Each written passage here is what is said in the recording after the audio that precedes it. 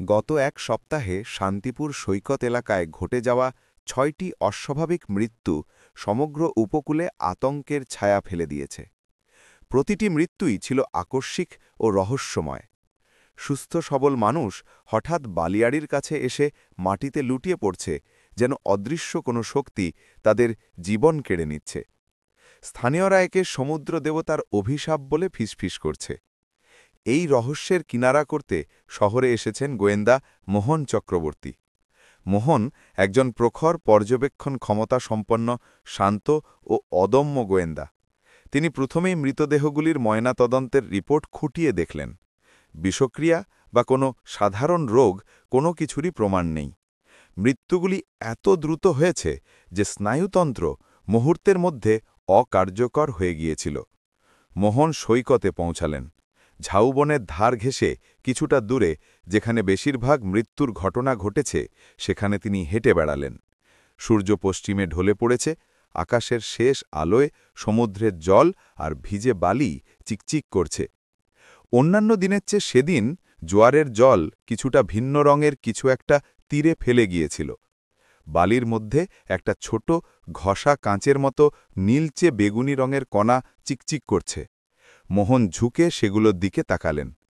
এগুলো সাধারণ বালি বা নুড়ি নয়, যেন কোনো অদ্ভুত আধা স্বচ্ছ স্ফটিক।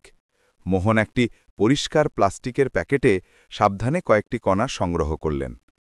পরবর্তী ২৪ ঘণ্টা তিনি এই নীলচে কণা আর ৬টি মৃত্যুর মধ্যে যোগসূত্র খুঁজতে লাগলেন।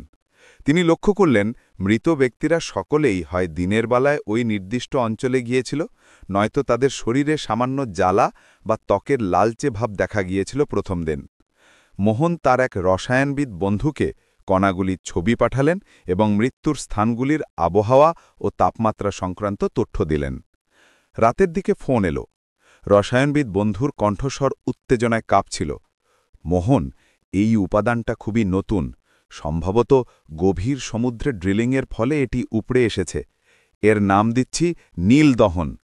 এটা সাধারণ অবস্থায় স্থিতিশীল, কিন্তু উচ্চ তাপমাত্রা ও তীব্র সূর্যালোক পেলে এর থেকে একটি অত্যন্ত সূক্ষ্ম, গন্ধহীন এবং বর্ণহীন নিউরোটক্সিন গ্যাস নির্গত হচ্ছে। গ্যাসটি নিঃশ্বাসের মাধ্যমে সরাসরি স্নায়ুতন্ত্রকে আক্রমণ করছে। মোহন দ্রুত যোগসূত্রটি মেলালেন। নীল দহন, যা দেখতে বালির মতোই, দিনের বেলায় সূর্যের তাপে বিষাক্ত গ্যাস ছড়াচ্ছিল।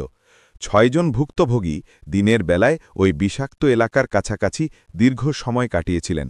তাদের শ্বাস-প্রশ্বাসের সঙ্গে মারাত্মক বিষ শরীরে প্রবেশ করেছিল, যার ফলে স্নায়ুতন্ত্রের বিপর্যয় ঘটে এবং আকস্মিক মৃত্যু হয়। আর এক মুহূর্ত নষ্ট না করে মোহন, তিনি প্রশাসনকে পুরো সৈকত এলাকাটি সিল করে দিতে এবং ওই নীলদহন কণাগুলিকে বিশেষ রাসায়নিক দিয়ে নিরপেক্ষ করে তোলার নির্দেশ দিলেন। গোয়েন্দা মোহন সমুদ্রের গভীর থেকে উঠে আসা এক মারাত্মক প্রাকৃতিক রহস্যের জবনিকা টাঙলেন। সৈকত আবার শান্ত হল, কিন্তু প্রকৃতিতে লুকিয়ে থাকা অচেনা বিপদ সম্পর্কে মানুষের মনে গভীর ছাপ রেখে গেল।